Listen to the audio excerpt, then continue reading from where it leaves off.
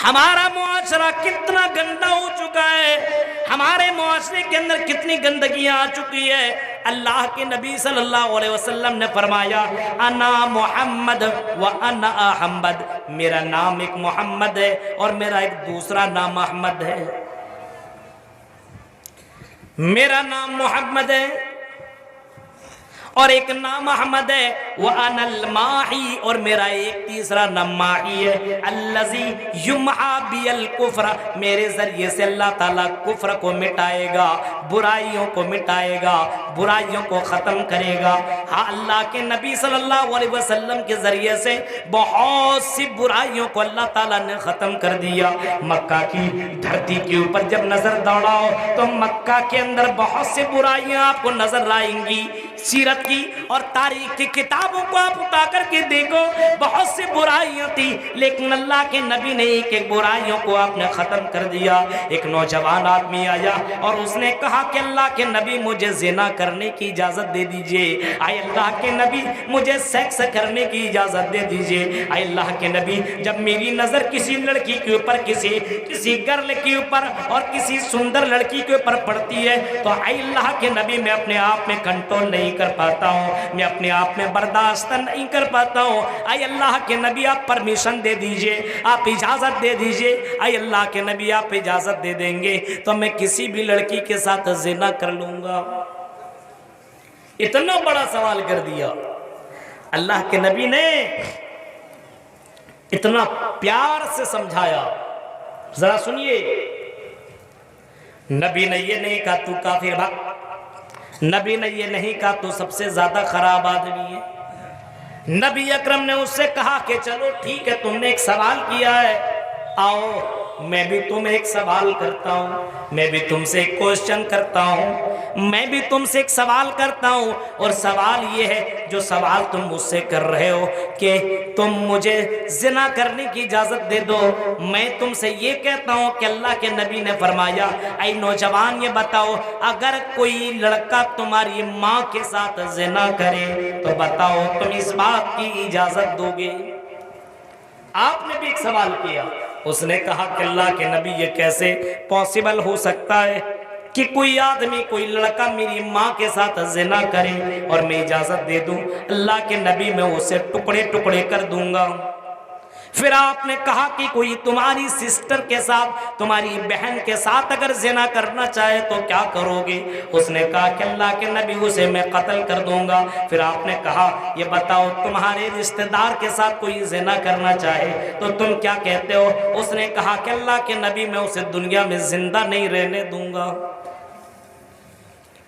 आपने देखा कि लोहा गर्म है, अब हथौड़ा मारने की जरूरत है। मोहम्मद रसूलुल्लाह कहते हैं, जरा ये बताओ, जब तुम कहते हो कि तुम्हारी माँ, तुम्हारी बहन, तुम्हारी खाला, तुम्हारी चची, तुम्हारे रिश्तेदार के साथ कोई गलत काम करे तो तुम उसे जिंदा नहीं छोड़ोगे, तो बताओ अगर तुम किसी के साथ अगर जिना करोगे, मैं तुम्हें इजाजत दे दो, परमिशन दे दो, जाओ और तुम किसी के साथ जिना कर सकते हो।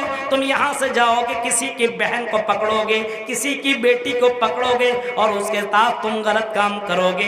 अब तुम ये बताओ, वो लड़की भी तो किसी की माँ होगी, किसी की बहन होगी, किसी की बेटी होगी, किसी की रिश्तेदार होगी। जब तुम इस बात को पसंद नहीं करते हो तो दूसरा कैसे पसंद करेगा?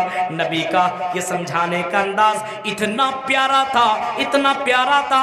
वो नौजवान चीख करके कहता है, आए अल्लाह के रसूल, मुझे शैतान ने बहका दिया था।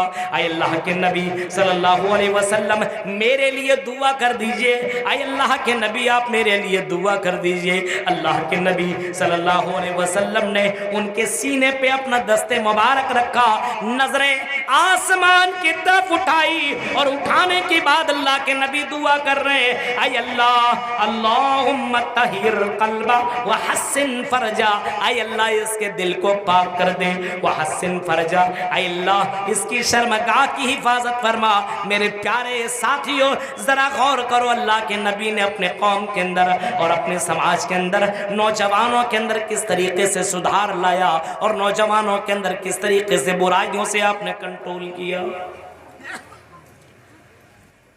हमारा समाज, हमारी सोसाइटी इतनी गंदी है कि कोई आदमी बुराइयों से रोकता है तो अच्छा नहीं लगता है। बुरे काम करने वाले अच्छे लग रहे हैं, अच्छे काम करने वाले बुरे लग रहे हैं। ये हाल हो गया समाज के अंदर।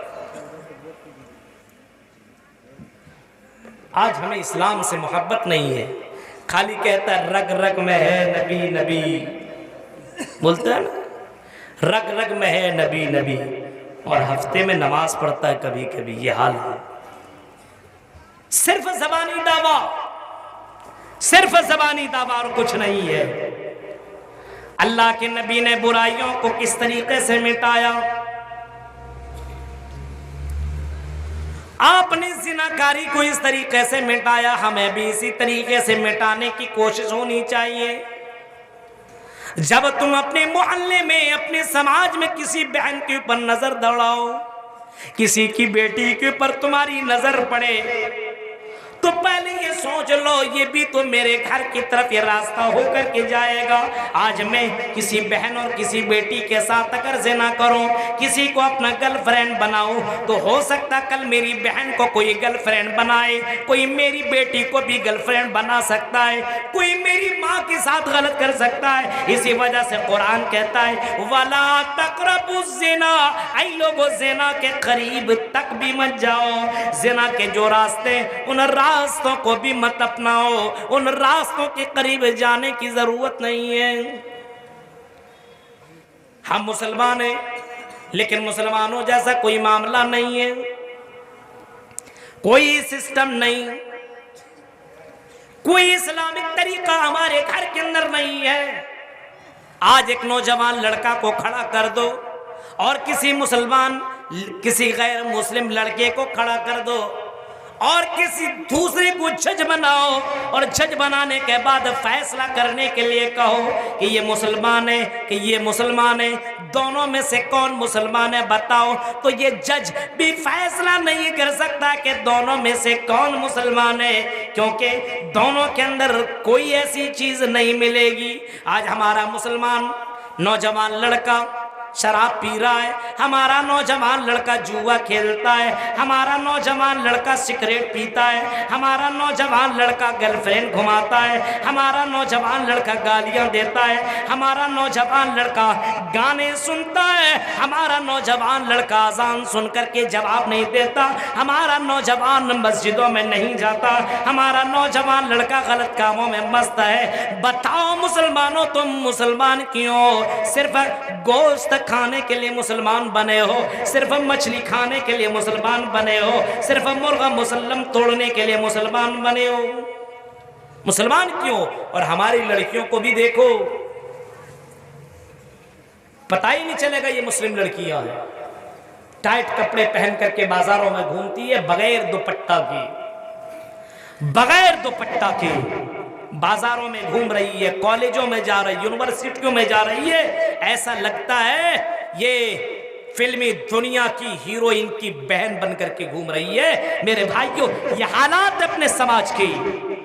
नबी अकरम ने कभी इन्हीं लड़कियों के ताल्लुक से फरमाया था, एक दौर ऐसा आएगा, एक जमाना ऐसा आएगा, निसाउन कासियातुन आरियातुन माइलातुन मुमिलातुन, एक जमाना ऐसा आएगा, एक दौर ऐसा आएगा कि कुछ लड़कियां ऐसी आएंगी, कपड़ा तो पहनेंगी लेकिन नंगी नजर आएंगी, वो कपड़ा पहनेंगी लेकिन नंगी नजर आएंगी, उनके बदन बिल्कुल, उसके बदन से कपड़ा बिल्कुल चिपका हुआ होगा, टाइट कपड़े पहनती होंगी, अपने सर के ऊपर दुपट्टा भी नजर नहीं आ रहा होगा, और खुशबू लगा करके और अपने मेकअप करके घूमने के लिए निकलती होंगी। उसका मकसद ये होगा कि लड़के मुझे देख करके मुझसे कांटेक्ट करें, मेरी तारीफ करें, मुझसे राबता करें। अल्लाह के नबी फरमाते ला यदखुलुल जन्ना, ऐसी लड़कियां जन्नत में नहीं जाएंगी, वला यजिदन रिहा, और ऐसी लड़कियों को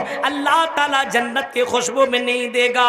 जन्नत में जाना तो दूर की बात है, जन्नत की खुशबू भी नहीं मिलेगी। और समाज की मेरी बहनों और समाज की लड़कियों, आज जो तुम अपने खूबसूरती का प्रचार कर रही हो और बाजारों में घूमती हो और सोशल मीडिया पे अपने वीडियो शॉर्ट वीडियो बना करके इंस्टाग्राम के ऊपर फेसबुक के ऊपर डाला करती हो, कभी कभी तुम सोचा करो क्या ये इस्लाम इसकी इजाजत देता है? क्या अल्लाह इससे खुश होता है? अल्लाह के नबी फरमाते हैं ऐसी लड़कियों के ऊपर अल्लाह की लानत बरसती है, ऐसी लड़कियों के ऊपर अल्लाह की लानत बरसती है, ऐसी लड़कियों के ऊपर अल्लाह की लानत बरसती है जो लड़की बेपर्दा होकर के जमीन में चला करती है। मेरे प्यारे साथियों, जरा नबी अकरम सल्लल्लाहु अलैहि वसल्लम की दौर की लड़कियों के ऊपर नजर दौड़ाओ। नबी अकरम सल्लल्लाहु अलैहि वसल्लम ने एक मर्तबा खुतबा दिया, एक मर्तबा आपने तकरीर किया और अल्लाह के नबी खुतबा देने के बाद आपने फरमाया, ओ लड़कियों, तुम लड़कों के दरमियान में मत चला करो, तुम बीच रास्ते में चला मत करो, बीच रास्ते में मत चलो, बीच में लड़की चला करते तुम किनारे किनारे चला करो। लड़कियों को सुनना था। अरब की लड़कियों ने जब सुना कि अल्लाह के नबी ने बीच में चलने से मना किया है, किनारे किनारे चलने को कहा है, तो वो लड़कियां रास्ते में किनारे किनारे इतना ज्यादा चलने लगी, दीवारों से इतना ज्यादा सट कर के चलने लगी कि उनके कपड़े फटने लगे। मेरे प्यारे साथियों, आज रास्ते में चलो, लड़कियां हटेंगी नहीं, आपको हटना पड़ेगा, वरना वो धक्का दे के बाहर निकल जाएगी। आज ये हाल है समाज का मेरे भाइयों। आज हमारे समाज के अंदर बुराइयां इतनी बढ़ रही है, लेकिन बुराइयों को कोई रोकने और टोकने वाला नहीं। आपको मालूम है, समाज को इस्लामी समाज, मुआशरा को इस्लामी मुआशरा, सोसाइटी को इस्लामी सोसाइटी कैसे बनाया जाए, कभी कभी आपको इसके इस पहलू के ऊपर नजर दौड़ाना चाहिए, गौर करना चाहिए। फलस्तीन के अंदर एक लड़की, जब बम बारूद हो रहा था, अभी 2 महीना पहले की बात है, बम गिराया जा रहा है, फलस्तीन की एक लड़की भागती हुई जा रही है, दौड़ती हुई जा रही है, फलस्तीन की एक लड़की दौड़ती हुई भाग रही है। सोशल मीडिया वाला कैमरामैन, फोटो खींचने वाला आगे बढ़कर के तस्वीर लेने की कोशिश करता है। वो लड़की चीख करके कहती है, ओ भाई मेरी तस्वीर मत लो, मेरा पिक्चर मत लो, मेरा फोटो मत निकालो, मेरी तस्वीर मत लो। क्योंकि उसने कहा क्यों बहन, क्यों तस्वीर न लो? उस लड़की ने जवाब दिया था, ओ भाई मैं दौड़ने के चक्कर में और बारूद से बचने के चक्कर में दुपट्टा भूल गई, दुपट्टा घर में छूट गया, मेरी सर पे दुपट्टा भी नहीं है। अगर तुमने मेरा तस्वीर खींच लिया और मेरी तस्वीर तुमने निकाल ली तो अल्लाह को मैं क्या जवाब दूंगी? मेरा जिस्म, मेरा तस्वीर किसी और को देखने की इजाजत नहीं इस्लाम देता है। आज देखिए, आज फोटो खींच खींच करके सोशल मीडिया पे डालती है लड़कियां, फेसबुक पर, और बाकायदा कमेंट में लिखती है बताओ कैसी लग रही है। देखा है आपने? डांस करती हुई आपको नजर आएंगी। समाज के अंदर इन बुराइयों को रोका कैसे जाए, इस्लामी माहौल कैसे बनाया जाए, कैसे बनाया जाए? समाज के अंदर कुछ लोग ऐसे हों जो भलाई की दावत दे, बुराइयों से रोकते रहे। ये हर घर के अंदर होना चाहिए। और अल्लाह के नबी सल्लल्लाहु अलैहि वसल्लम की वो हदीस, कुल्लुकुम राइन व कुल्लुकुम मसऊलुन अन रइयतिही, कि हर कोई जिम्मेदार है और हर किसी से उसकी जिम्मेदारी के बारे में पूछा जाएगा। हर कोई जिम्मेदार है।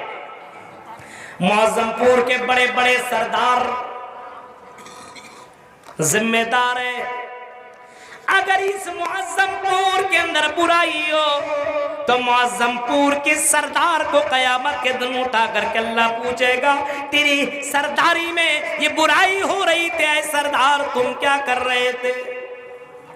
मुअज्जमपुर के बड़े बड़े चौधरियों को अल्लाह उठाएगा और पूछेगा तुम्हारे यहाँ शराब पी जाती थी, लोग शराब में मस्त हुआ करते थे, तुम लोग क्या कर रहे थे? तुम्हारी लड़कियां जीन्स और टी शर्ट पहन करके घूमा करती थी, तुम्हारी लड़कियां बगैर दुपट्टे के घूमा करती थी, तुमने क्यों उसको रोका नहीं, कोई टोका नहीं? क्या तुमको मैंने इस चीज के लिए दुनिया में पैदा नहीं किया था?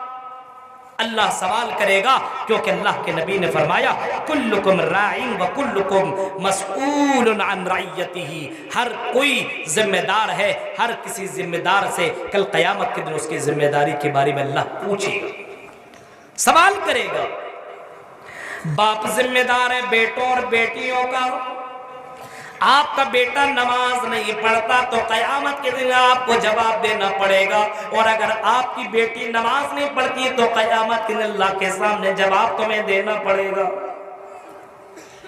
औरत जिम्मेदार है अपने शौहर का, अगर तुम्हारा शौहर नमाज न पढ़े तो तुम अपने शौहर को नमाजी बनाओ, और शौहर जिम्मेदार है अपने बीवी का, अगर बीवी नमाज न पढ़े तो क़यामत के दिन तुमको जवाब देना पड़ेगा। मेरे भाइयों, अल्लाह के नबी फरमाते हैं कि क़यामत के अल्लाह ताला एक आदमी को अल्लाह ताला जन्नत की सर्टिफिकेट दे देगा और उससे कहेगा जाओ जन्नत के अंदर चले जाओ।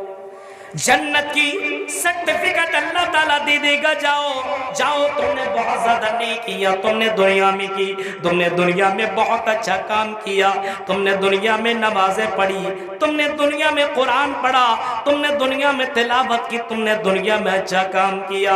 ऐ मेरे बंदो, जाओ तुमको मैं जन्नत की सर्टिफिकेट देता हूँ, जाओ जाओ जन्नत के अंदर दाखिल हो जाओ और जाओ जन्नत के अंदर आराम करो। वो जन्नत की तरफ जा रहा होगा कि दूसरी तरफ से एक लड़की दौड़ती भी आएगी और कहेगी आई अल्लाह इस बंदे को रोक ले, जन्नत में जाने न दिया जाए, इस बंदे को जन्नत में जाने न दिया जाए। अल्लाह कहेगा इसको रोको, रोक लिया जाएगा, उस लड़की की बात को सुना जाएगा। अल्लाह कहेगा आई मेरी बंदी बताओ क्या कहना चाह रही हो, क्यों तुमने इसको जन्नत में जाने की इजाजत नहीं दी? अल्लाह कहे वो बंदा वो बंदी चीख करके अल्लाह से कहेगी आई अल्लाह ये दुनिया में मेरा शौहर था, अगर मैं खाने में कुछ कमी बेशी कर दिया करती थी, नमक ज्यादा डाल दिया करती थी, मिर्च ज्यादा डाल दिया करती थी, खाना टेस्टी नहीं बनाया करती थी तो ये मुझे मारता था, ये मुझे पीटता था, ये मुझे डांटता था, अगर मैं खाने में कोई कमी बेशी करती थी ये मुझे मारता था। लेकिन अल्लाह इसने मुझे कभी नमाज पढ़ने की दावत नहीं दी, ये तो नमाज पढ़ने जाता था लेकिन उसने मुझे कभी नहीं नमाज पढ़ने की तलकीन की। एक और औरत आएगी, अल्लाह ये मेरा दुनिया में भाई था, आई अल्लाह मैं दुनिया में जींस और टी शर्ट पहन करके घूमा करती थी, आई अल्लाह इसने मुझे कभी रोका और टोका नहीं, आई अल्लाह अगर इसने मुझे मना किया होता तो आई अल्लाह मैं भी दुनिया के अंदर पर्दा करती तो आज जहन्नम से मैं बच जाती। मेरे भाइयों, क़यामत के दिन तुम्हें अपनी जिम्मेदारी का जवाब देना पड़ेगा। अल्लाह के नबी फरमाते कुल्लुकुम राइन व कुल्लुकुम मसऊलुन अन रइयती, हर कोई जिम्मेदार है और हर किसी से उसके जिम्मेदारी के बारे में अल्लाह ताला सवाल करेगा। अगर तेरी बहन बगैर दुपट्टा के घूमती है और अगर तुम उसको बगैर दुपट्टा के घूमते हुए देखते हो और जब आप उसको ठोकते और मना नहीं करते हो तो इसके वजह से भी जहन्नम में जा सकते हो। आजान की आवाज तेरे कानों से टकराती है, अल्लाहू अकबर अल्लाहू अकबर, और आजान का जवाब नहीं देते हो तो मेरे भाइयों तुम्हें अल्लाह के यहाँ जवाब देना पड़ेगा। अल्लाह के नबी फरमाते हैं जब मुअज्जिन आजान दी इज़ा क़ालल मुअज्जिन अल्लाहू अकबर फ़क़ूलू अल्लाहू अकबर, जब मुअज्जिन अल्लाहू अकबर कहे तो तुम भी कहो अल्लाहू अकबर। मुअज्जिन आज़ान खत्म कर ले तो तुम आज़ान की बात की दुआ पढ़ो, अल्लाहुम्मा रब्बा ज़ि दावति ताम्मा व सलातिल क़ाइमा आति मुहम्मदनिल वसीला वल फज़ीला व बासु मक़ाम महमूदन लज़ी वाता। तुम ये ये दुआ पढ़ लिया करो और नमाज पढ़ने के लिए निकल जाया करो। एक एक कदम पे तुम्हें नेकियां मिलेंगी और एक एक कदम पे तेरे गुनाह कम होते चले जाएंगे। मेरे भाइयों, नेकियों की तलाश में लगे रहो, नेकियां करते रहो और बुराइयों से मना करते रहो। खुद नेकियां करो और दूसरों को नेकियां करने के लिए तलकीन करो। खुद बुराइयों से बचो और दूसरों को भी बुराइयों से बचाओ। नमाज पढ़ने के लिए खुद जाया करो, अपने दोस्तों को भी नमाज पढ़ने के लिए मस्जिद में ले जाया करो और अपने घर वाली को भी नमाज पढ़ाओ। क्योंकि मेरे भाइयों, जब अच्छे काम करोगे तो अल्लाह ताला की रहमतें नाजिल होंगी, तेरी जिंदगी से टेंशन खत्म होगा, तू आराम की जिंदगी काटेगा। लेकिन अगर तुमने अल्लाह की बातों को नहीं माना तो अल्लाह ताला तुम्हें जलील और रुसवा कर देगा। गौर कीजिए आप, हमारे यहाँ बुराई पे बुराई, बुराई पे बुराई,